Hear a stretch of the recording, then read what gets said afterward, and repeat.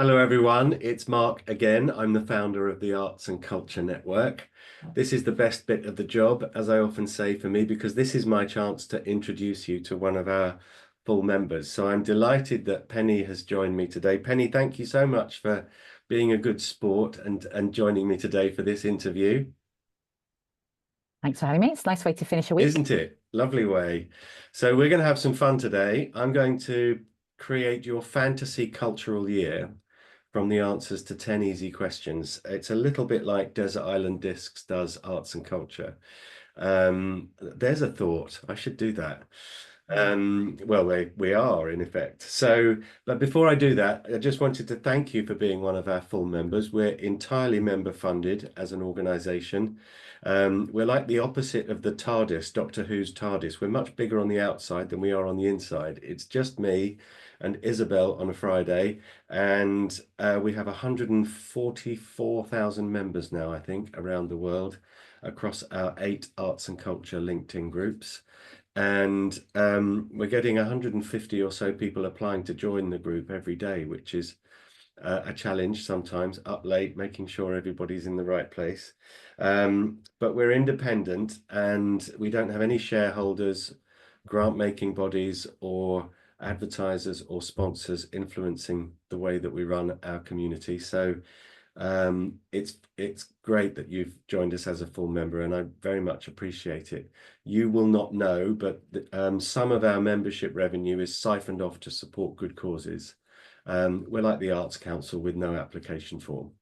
So thank you for that, because you've been a part of that. So that's great. So why don't you, I'm keen to understand what your superpower is and where your passions lie. I guess the superpower is working in taking creative activities and approaches into unusual places. So graduated 91 from Brighton doing a three-dimensional design degree, and immediately went into working in adult mental health as part of occupational therapy. So my superpower is the whole applied arts aspect, that using arts and culture as a tool for enhancing well-being, and I've been doing that since 1991, and that's taken me through the NHS, adult mental health, justice sector, voluntary sector, working with people who are homeless. I currently have 2 roles, one of which is Art Care, which is an arts and hospital service in Salisbury, and my other role is working for National Centre for Creative Health, and that is fixed term. We are funded until the end of March, and that's working in regions where we're trying to get a crowbar into the cracks and find a way to help unite all the amazing work that happens in culture and arts, and join that up into the kind of health priorities for local populations, local places, just helping people feel more connected, more resourced, and a sense that they're not working in isolation when they're trying to improve people's lives by injecting culture, heritage, creativity, all that good stuff. So building things is my superpower. And when I need to get downtime and feel like the world is spun out of control and it's all getting too big and too busy, I break open the power tool. So literally building in the metaphorical and physical sense, that's literally my thing. That's my single shortcoming. Well, I've got lots of shortcomings, but my main shortcoming is a complete and utter I am not DIY or practical in any way. It's so funny. That's great yeah, so we've got the yin and the yang of Penny at the moment. There we go. That's fantastic. Now, you said something on our earlier meeting that was really interesting for me, and it's that the arts and culture is this kind of slightly invisible glue that that holds everything together, or can do if it's allowed to. And tell us about, I mean, it was an interesting approach you had, that you're not trying to, when you're with people who could benefit in these circumstances, you have a rather clever way of eliciting from them what it is that they do already, perhaps, that is their opportunity to express themselves and reduce their stress levels. So tell us a bit about that. Excuse my dog, he might join in the conversation at any point. Buster always picks his moments. Mine's here, don't worry. There we go. We're off. Thanks, Buster. Love you. Yeah. Okay. It's around sometimes when people say, well, what is creative health? What does that mean? The first thing I try and get them to do is actually it's a really simple survey which asks people, what is it you do? You've had a stressful day, a stressful week. What do you do for yourself that helps you kind of put the world to rights? And it could be that they tick, I listen to the radio, I read a book, I go and make things or join in a walking group or something like that. So it's about helping people become more aware of what they're already doing, because creative health fits right down to the individual. And you know, we might have used the word hobby before, but we sometimes think of hobby as something that you only do with your hands, that somehow it's only a physical thing, but actually it's the effect that has on you. So the little survey just helps people to kind of consciously take notice of, these are the things I do for myself in order to feel less like, I don't know, shouting at the children, or, you know, having a little cry, or eating too much pizza, or whatever we think we might normally do when we're stressed out. So that's quite a nice way to get people to appreciate in their own terms what creative, cultural, heritage, nature activities they're already including in their lives. Because then when you scale that up, and it might be, again, back to that conversation we had earlier, where a group of people realize, you know, the buildings in this city centre are too drab.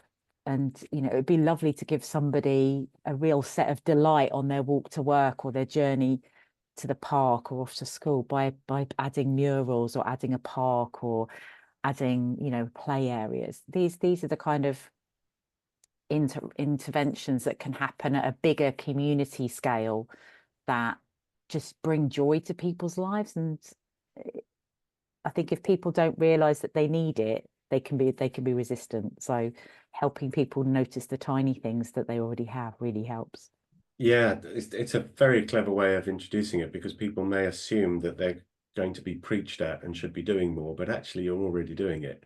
And school teaches us to not be creative a lot. You know, it's quite common, especially having worked for years using creative materials, and adults, and, you know, often adults who are already doing other jobs. So here I am, they want to, like, you want to bring art into a hospital? What are you talking about? Are you crazy? I'm not creative. It's like, well, you've got dressed today. I can see that you know what color is. I can see, you know, I bet if we went into a home store, you'd know what cushions you like, and asking people around, you know, what are the 3 books you take on holiday, or do you have a playlist for walking the dog? People don't necessarily recognize their inherent creative streak. And I Yeah. guess coming back to your first question about superpowers, I just have a fundamental belief that we've all got some kind of creative streak inside of us. And for some people, it might be that they're amazing in the kitchen. They can cook anything from scratch. And for other people, it could be that, you know, their life is happier when they're playing the guitar and writing a song. And that it's totally acceptable for creativity to be a tiny individual habit right through to something you do as a professional, and that there's no in crowd and no out crowd. Everybody's got the capacity. Yeah, and we were all amateurs once. Oh yeah. That's great, Penny. Thank you so much. The wherever this appears, there'll be links to you and the work that you're doing, and any publications or videos that will help support our understanding of that. But that's great. And on behalf of all of us out there who have benefited from the kind of work that you do, thank you very much for doing that, because I know we discussed earlier that there are tangible outputs, but positive outputs, and the studies all over the place suggest that the work that you're doing and others is really important. I told my son once that being a good pianist won't make you a good stockbroker, but the reverse is true. Mm. And it's just trying to encourage people in those. People often say, oh, I'm tone deaf, I can't sing. Well, if you are unable to identify the difference in pitches in music, you would talk in a monotone and wouldn't change from the note that you're talking on. We all have that innate ability to sort of have those sort of cadences in our speech, and it's only just one step away from singing in those circumstances. Excellent. No, A bit that's just for gone. that. I think I love that 10,000 hours kind of sense about that's the difference between perhaps a professional and an amateur is yes, some people are gifted in terms of they pick up something really fast, and then some people you literally have to put the hours in, but you could still get there. And you know, you don't like DIY. I love it. Mm, That's not making us higher or better than each other. It's that I love it. I put the hours in. It's something that gives me satisfaction. But no, I used to play the piano. I have not put the practice in since I was 18. I'm literally back to being a beginner again. But if I put the hours back in, I could try it. yeah. You know, so The other thing that occurs to me is that you're doing a great service in accessibility, and I mean that in the sense of people being potentially exposed to creative, artistic, or cultural yeah, activities that they had never considered. That I wrote an article, and it was my premise was the best violinist the world ever saw never got the chance to pick up a violin, and yeah, I love that. it was a stark Barriers. Mm, stark reminder that we are missing out on those opportunities to enjoy the creative output of people who, had they just been given the chance, would have become the best pianist in the world. And there's this kind of worry that there's this ghostly like untapped talent wandering around the world, which is a shame. But so everything we do to try and make that more accessible for people will help. Was that a worry that we can't hear your dog, by the way? okay, fine. The Yeah, I noise was checking. suppression I is was checking working. how loud he was. No, it's fine. Just on that point about untapped talent, my brother works for a charity, a music charity, and part of what they've done in the last couple of years is go and teach primary school teachers how to recognize musical, not talent per se, in a kind of a hothouse kind of, you know, not like football clubs go off and do really intensive stuff, but just enabling primary school teachers to look out for the sparks in the children that they've got in their classes, to see where maybe this is a great reason to bring music in. Maybe this will unlock something for that. You know, maybe it's the fidgety child would be an amazing percussionist. The kid who annoys the others by tapping on the table the whole time. Maybe they need time in Yeah, a that was music me, by the space. way. Oh, was it? That You're was the me. fidget. I did get to play the triangle in Carnegie Hall though, after all of that. So Awesome. On purpose to do before they threw you out. oh no, I was in the percussion section of the City of Good. Birmingham Symphony Orchestra Oh, for that's 15 amazing. years. So yeah, that's the peak. That was the peak. How do you get to Carnegie Hall? Practice. Yes. Yeah, hours. Um, Put the hours in. yeah. It's interesting, but I used to be a trustee at Finding Rhythms, which is a charity that makes music with prisoners. Right. And it was a fascinating day. I wanted to, understand what happened on the ground. And so I spent the day at Lewis Prison, Mm. teaching prisoners who that they could actually play the drums. And it was a real eye opener. And some of them are still playing, uh, Great. See, which is that's great. great. That's a form of creative health. The fact that they're maybe they're approaching it because they're thinking, well, this is, you know, it's a skill I can do. But actually, what's maybe also happening is you become the landmark in their diary. It becomes a focal point where they get into flow state, where they forget about all the other things that maybe go round in their brain and make them feel crap about themselves. Or, you know, Mm, so the music is what it looks like on the surface, but the added value, the social, emotional, sort of self-confidence that comes through being, like you said, having the opportunity to try it. mm, yeah. Really valuable. Excellent. Well, thank you again. It's a real eye opener, and thank you for all the work that you're doing in that respect. Um, Now I'm going to have some fun. Now Okay. this is the bit where Hopefully the anecdotes will flow. Let's just check we're both okay for time. Let me double check. I think we're good. Yes, I'm good. Are you? Yeah, I've got a hard stop at 1/2 past, but yes, let's go. Let's do Okay, it. let's go. Right. I'm going to take you on a fantasy cultural year. In order to place you somewhere in the world, I need to know what's your favorite building? Uh, I'm going to cheat and I'm going to pick a whole city, which is Venice. Venice. So Okay. it's the fact that it's those incredible buildings on stilts in water. Yeah. Mind Okay. blowing. We're going to fast track this one, okay? I'm going to put you in St. Mark's Square, Yeah. Venice, at one of those lovely cafes that when it floods, the water comes up to the Yeah. bottom Up to of your the sea. ankles, waded through it. I know that. Yes. There is a book on the table next to you. What would I find there? Oh, something with a murder in it. I love a crime. Okay. PD James, perhaps. No, I like, we've got a brilliant local author called Andy Maslin. Okay. So it's probably one of Andy's books. Excellent. And there's a drink on the left. Oh, It's 6 it's p.m. it's It's 6 Italy. p.m. in June. It's an Aperol spritz. It's Italy. We've got to do it Aperol properly. Spritz.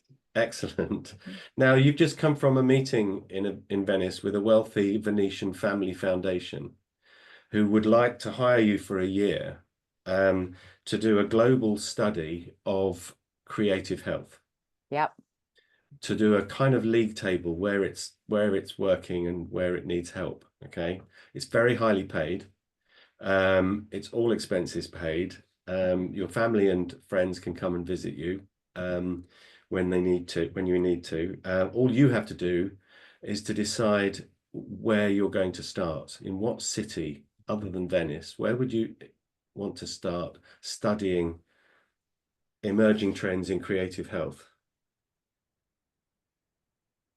There's so many. How do I choose? I think I would, again, I love that you're giving me boundaries, and I'm just going to totally do my normal thing and break them and say I would put a poll onto LinkedIn and say nominate your city and I'll start with you. So it's going back rather than me deciding what the starting point is, I hand it to people and people decide for me. So I Okay. would have a 24-hour poll and I would go with that and I would hope that it is somewhere that isn't already a cultural epicenter because often, places like London, there's already so much choice. Okay. We're going to go, the poll results are in, Yep. and it's Miami. Okay. Could it be San Francisco then? If we're going to make it American, it could be San Francisco. We'll make it San Thank Francisco. you. See, I've got the magic wand and the time machine Okay. here. San Francisco. Okay, you're on the plane. Okay, you turned left when you got on the plane because you're flying your first class all the way. The steward brings you an Aperol Spritz and Mhm. says there's a note from the Venetian Family Foundation that has required you only to listen to one very specific genre of music for 12 months to the exclusion of all else. What would you choose? Oh, I'm really torn. My feet want me to pick anything with 120 beats per minute. My soul probably would prefer me to pick classical slash Zimmerman slash, film scores, Okay, emotive classical music. yeah. Well, we'll start with the soundtrack from Interstellar. Oh, love that soundtrack. It's the only movie I watch for the music. Oh God, it's amazing. Yeah. Have you seen it? Gladiator. Gladiator's got to be up there, hasn't it? It is That's up got there, yeah. amazing music. And the music for Dune as Oh, well. okay. Yeah. Have you seen him live? No. I've done three. They're fantastic. It's like a rock show. It's just wonderful. So, and Amazing. the organist Anna Lapwood, who's based at the Royal Albert Hall, Mm. does the most amazing arrangements of Interstellar on the organ at the Albert Hall. Oh, I've seen her wow. do that live as well. That's worth a look. Excellent. Now we're rocketing through this because we have got a hard stop. Okay. Right. Some young people meet you at San Francisco Airport, whisk you off into the center of the city to a lovely townhouse in quite a steep street in San Francisco. They say, right, relax, unpack. settle in. We're coming back to take you to dinner after we've been to a dance performance. Now, I've got a magic wand and a time machine, and you can use both. Okay. What dance performance? Historic, current, any dancer, living or not, any dance style, any dance group would you like to see on that stage for a couple of hours? You don't have to stay in American West Coast culture. It's I think I like a whole kind of carnival thing where the dancers are so great that you can't help going with them. So I think it's like a Rio de Janeiro vibe. It's a street salsa, that Nice. stuff. Love that. Lots of audience participation in Mm, the conga line through the yeah. stalls. Excellent. Now, dinner, any national cuisine you like?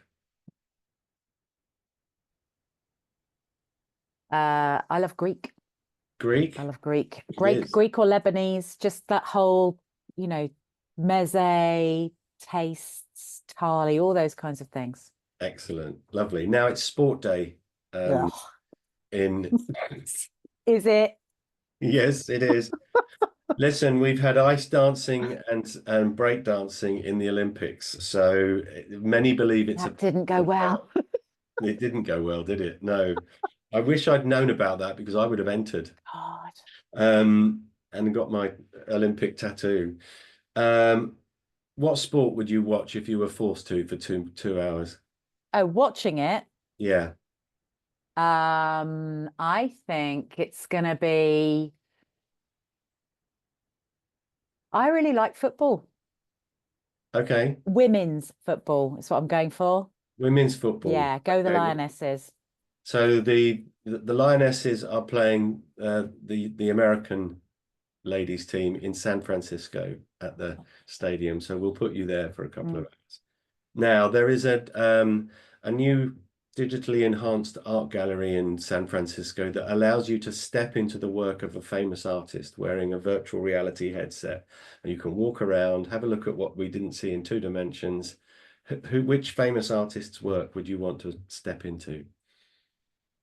Um, Frida Kahlo. Wow. Yeah, get up close to those eyebrows. Mm. Yeah. Brilliant. I also love the expression of her, she wanted to highlight how she was feeling about her own disability, about her own identity, really powerful. Mm, And at the same time, colorful, expressive. Yeah, just yeah. not, you can't forget it. It's imprinted on your No, eyeballs. yeah, there's a lovely documentary about her on BBC iPlayer that I saw recently. She had a bad car accident, didn't she? I think Yeah. during her life. Yeah. Excellent. Now we're going to fast track through this week. Uh, your favorite in each of these categories. Okay. Okay. Fantasy, you can have anything you like. Pop or rock concert, what would you want to go and watch? Uh, Pop. Who? Oh, sorry. I just adore Coldplay. Okay, Coldplay. Theatre play? Ooh, again, probably Love and Murder. Um, so I would love to go back in time and see Rick Mayall again in the Tax Inspector on the South Bank. Brilliant. West End or Broadway musical? What one? Preferably neither, but I do have tickets for Kinky Boots in March. I've seen that. It's great, isn't it? Opera. Hard pass. Pardon? Hard pass. They go on too long. I don't have the concentration. Having said that, ENO, I really appreciate that they tell you the story as it goes. So I did go to the dress rehearsal once for War and Peace, which you'd think was just too long to cope with. But I loved that during each scene break, they just tell you this is what just happened. You're like, oh, okay, thanks. That helps. Brilliant. Somebody went to a Wagner opera and they said I went in at 6 o'clock and 4 hours later I looked at my watch and it was only 7 o'clock. Yeah, yeah. Movie. Oh, I mean, I love Interstellar, but I'm gonna go Hot Fuzz. Brilliant. Love it. And then hero lunch. Fantasy lunch partner. It can be anyone, living or not, famous or not. When I grow up, I want to be Emma Thompson, so it's Emma Thompson. Okay, and as with a slight twist, who do you think Emma Thompson would choose? Oh, um, oh my God. I think she might want Alan Rickman. Yeah, that would be lovely, wouldn't it? Mm. Yeah. Excellent. There we go, Penny. There you've done a book. Okay, you traveled around the world. You've put together this league table and account of emerging trends in creative health. You've got a TED talk lined up. You've got a global university lecture tour arranged. The book's in the can, and a TV series is mooted. Have you enjoyed your fantasy cultural year? Yeah, I'm just thinking, great. Can I cram this all into the next 12 months? Let's do it. Brilliant. Thank you so much again for being one of our full members. I know you've got another call in a moment.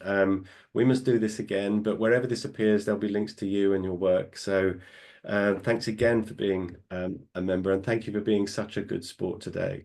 Thank you so much for not forcing me to go and see opera. So that's great. Apologies to everyone who loves opera. It's just not my bag. Thank you, Penny. Thanks so much, Mark, and good luck to everybody, and stay creative. Done is better than perfect. Get it done.